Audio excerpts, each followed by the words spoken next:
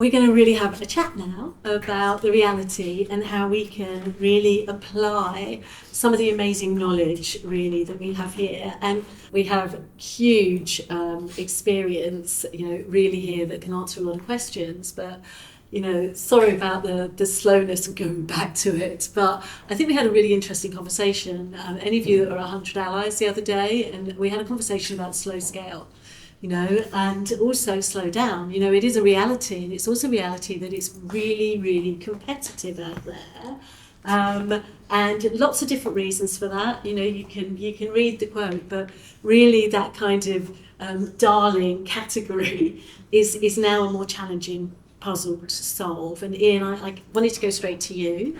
And kind of starting at the beginning. So, everybody's got a different story. But if you're going to start out and you start with friends and family, angels, or you self-fund, what's your kind of top line advice? Kind of rolling it back to simple. What's your top line advice? Yeah, for absolutely. considerations? I mean, we're mostly speaking about product-based businesses these days, so you'll always need some sort of seed capital to get your first production run, your first inventory together. Some product development costs will obviously be involved, but I do think in the early stages, there's a pretty low barrier of entry now between starting up a Shopify store and getting your brand out there. I think those early days are very critical to understand what you can price your product for, building yourself sustainable margins, and understanding what your average consumer looks like, who your consumer is, how much they'll pay, and what you can deliver that product to them for. So to understand your business at those kind of key fundamental levels is where you want to get to before you even start thinking about raising venture capital or any other kind of funding these days. You kind of have to understand that first order looks like, what that second order looks like, and you can really build your business from that as long as you've got a core understanding of what all those numbers look like. So it's really stripping it back to basics. I've got something, I'm going to sell something. Let's just make sure that operationally, financially, that makes sense. But as you said, it's also understanding your market, understanding your proposition and understanding that connection, because then you can understand the potential, can't you? So it's like, yes, you can think big picture, but then you come back right to the start of the basics. I've got a product to sell. And Rosie, I wanted to move to you because you self-funded, and you also were entering a category as a bit of a first mover, which is you've got to really get your story across as well as build your product. How did that journey work out for you? How did you really consider strategy and finance collectively? So I founded the brand with one of my oldest friends who's a leading registered nutritional therapist. We've been friends for 20 years and she has always had a working clinic. So we've always had that ear on the ground, the scientist in the room doing ongoing market research because she's speaking to women one-on-one on a weekly basis, seeing what's ingredients work and seeing what the demand is in the market. 10 years ago, wellness was about to take off, but there was always supplements in the market, obviously, and we saw a real space between the run-of-the-mill high street brands that everybody's taken, as a child. They're arguably low quality and basic formulations, but very accessible. Then we saw you've got your practitioner supplements that practitioners use in clinic. They're incredibly high quality, they're very science-backed, but without having gone to see a specialist, you wouldn't really know where to begin. They're in indescript white pots, normally singular ingredients, and it's a really hard part of the market to navigate on your own without an expert. And as we were starting, we were seeing the brands backed by supermodels and famous naturopaths kind of coming into the market, and we would argue that there was a lot of style over substance. So we saw a space to bridge that gap and bring high quality products, beautifully branded, to make them really accessible to people. With regards to funding, so we self-funded initially and then have bootstrapped it ever since, and we have taken debts here and there. And at the time, again, 10 years ago, it was that moment, if you all remember, when the tech was booming and these valuations were 10x, 12x. And it felt like a real pressure to bring in this team of investors. And there were quite a few other supplement brands starting at the time that were working with all these VCs and big VCs. And we were getting approached by the VC arms of FMCGs.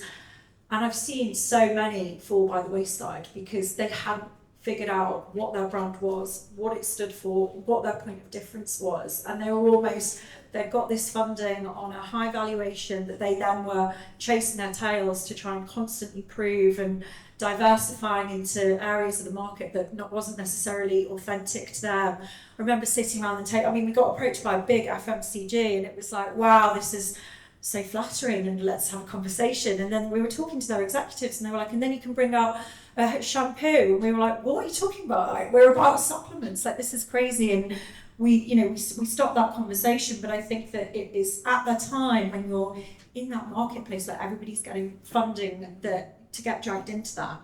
And I wouldn't say that we had a crystal ball or we were winging it as we all were, but we knew that we had to build the foundations of the business solidly before we looked to take external funding, and that was a decision we made. And then it got to the point where it just wasn't the right time to raise. And I wouldn't say it was a plan to never do so, but it's just never felt like the right time or necessary. So we've been able to carry on like that. Yeah, well, you've definitely had perseverance. Oh my God, yeah. With all of that. The eternal optimist. Yeah. And what I love, and kind of following on from what Ian said, is understanding your proposition and your customer up front. And I've had a few conversations in the room where it's you maybe got an opportunity, you run at it, but if you haven't done that solid foundation, how do you plan a business if you don't truly understand your customer? And you kind of had that live lab, didn't you, as well, which means that you I'd really also come understand. from it from the customer perspective. Yeah. So like I'd had a need and we created a product that sorted out the skin condition that I had. So we knew the efficacy of it, and we knew that there'd be other women in the market suffering with the breakouts like I was and wanting that solution. So we came at it from that angle as well. And you had a number of customers just like you. So, the opportunity to scale. Sophie, if I can come to you as well. Attack my mics from all directions. We really want you to speak. So, Sophie, you've just had a phenomenal raise. But kind of coming back to the start, I love the story where you started at the conversation at the school gates. But again, identifying a problem, partnering with an expert. But you were also an innovator and a disruptor, and are an innovator and a disruptor. But you needed money from the start, didn't you? Can we tell a little bit about your first raise and journey and why, and how you went about even assessing what the opportunity was? I mean, assessing how much we would need to raise was actually impossible, and it turns out, because that's why we've ended up raising 3 times in 3 years. But we did know from the outset that we would have to raise. There was just... because with Clearer we were doing something that really had never been done before. We approached it with a certain amount of naivety, as I said, because neither of our backgrounds were in pharmaceutical manufacture. I didn't necessarily really know what I was getting into, but the Clearer formula is truly bespoke. It's not kind of token personalization. It's all made to order for you. It brings together both pharmaceutical ingredients and cosmeceutical ingredients into one formula, which nobody has ever done before. Then at the same time, in order to do that at scale, you need help from an amazing digital platform and algorithm that sits behind all of that and helps support the diagnostic process so that we can assess people accurately very quickly. So I mean, that is a lot to think about and a lot to do. So we took initially friends and family money, and then with a VC originally too, and that was to set up our digital platform. And we worked with a third party to actually produce the product. It's a bit too much to try to tackle all that in one go. We wanted to show proof of concept first. I mean, because the one thing I will say is, of course, much like your story, Rosie, actually, my partner is the dermatologist in our business, so every day she's in clinics speaking to patients and understanding their concerns and treating them. So we had confidence in the desire for the product and the efficacy of the product. But until you are live, I don't necessarily believe you will ever know truly what someone will pay for it. For example, I think we priced wrong to start. We put it too low. We were scared no one would buy it if we priced it at the right price. So then, lo and behold, guess what? We weren't making very much money. So we had to fix that later on. So I would also say, of course, do your research beforehand. Of course, get it as right as you can, but don't be afraid to change that because you don't kind of try and will it to away. If your financial fundamentals are wrong, you just have to pull the plaster off and sort it out. So we did that, and then we did an interim round along the way, and finally now the round that we've just closed with a family office is really significant for us, and it's been the most in a way the best pitch and the easiest pitch to date, because the business is real now. We can see how it's growing. I mean, when you do your pre-seed pitch, you present the chart, and the truth is nobody knows what the chart's going to do. And I think don't be afraid to not know that, because of course you don't know. All you can do is your market research, and at that point I think the investor is really buying the individual, because it's about, well, will you never give up? Will you keep going when it gets tough, I think. But anyway, so we've now just closed this final round. That will enable us to finally set up our own pharmacy and our own production. And that, Mark, to me is like heaven, the moment when we own it all, the commercial model is locked down, and then we can hopefully just enjoy that growth ride. I don't know. That's the plan. Yes. So you've really had that mixture of learning your craft in a way, and I think going back to some of the slides I did earlier, there's so many things to think about, that you could. I was with a brand and we were planning this business in minute detail for 1.5 years before I gave up because it's like sometimes you've just got to get moving, and you've got to meet your customer, and you've got to understand in a little bit about what you were saying, Rosie, the first bit, market research. Changeable, isn't it? You can change the packaging, you can change the wording, and I think going into it with that mindset that you can pivot whenever you want, you're in control. So that's that's whole. And you can pivot, but you can also stay. There's the core principles that are there as well, and then you can be consistent while you still pivot and be flexible. And Victoria, sorry, I wanted to come to you as well on that. It's great to hear those stories, and you see so many brands, and you've actually just done the Body Shop deal as well, which is so exciting. The Body Shop is back. There's such a love for that brand. What do we talk about the slow down and the slow scale, and this kind of maybe loss of appetite for risk. How would you describe the investor philosophy now? Where is the investor mind thinking? No, thank you, Noel. And yes, indeed. So last year I led the sale of a Body Shop, and now I think it's in the best place since a decade, because it's being led by Charles Denton, who was the CEO of Molton Brown, CEO of Erno Laszlo. And when he called me last summer and he said, Victoria, I want to buy it, I could not think of a better person to lead it. And you've seen it in the press right now, and we can talk about the Body Shop after. But I would say the investor community has really matured and changed in the last 10 to 15 years.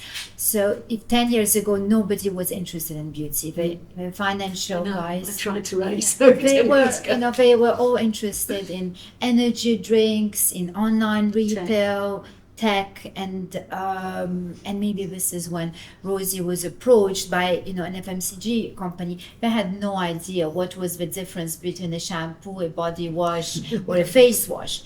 And I would say now they really matured, and men who are mostly at the leader of this investment, let's say the men on all those investments committees, they're much more versed, and so they understand now the differences.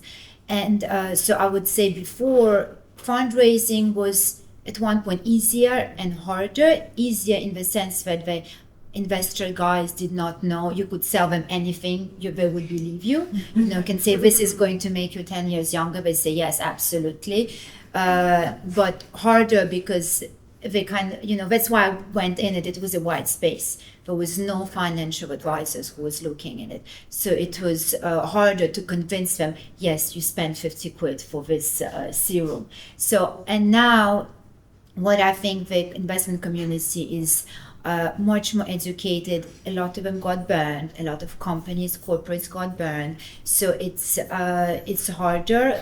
but I'm still very bullish on this space because we still all need it. We maybe don't need as many clothes. We can wear the vintage things, but we always need to buy beauty. Beauty now is, more longevity, more supplements. So I would say the investment community is more. They still want it. You see the amount of deals that are happening at the moment. What I would say they're more worried is to get into the top luxury.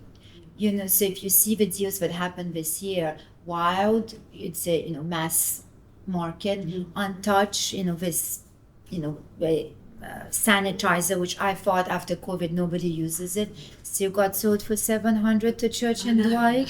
Have you seen that touch Untouched? Yeah. You don't have buy it here, but amazing. So it's lovely.